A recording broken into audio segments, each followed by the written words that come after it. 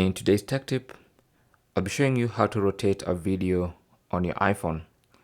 Now I'm using the iPhone 14, but these instructions will work for other iPhones and also the iPad.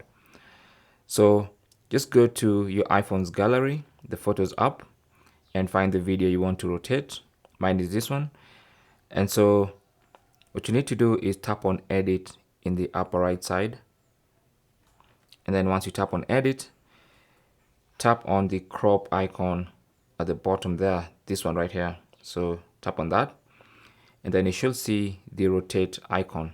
The second one is the rotate icon, and every time you tap on that icon, it's gonna rotate your video 90 degrees. Okay, so if you tap on it again, it rotates. Now the video is upside down because it's rotated twice.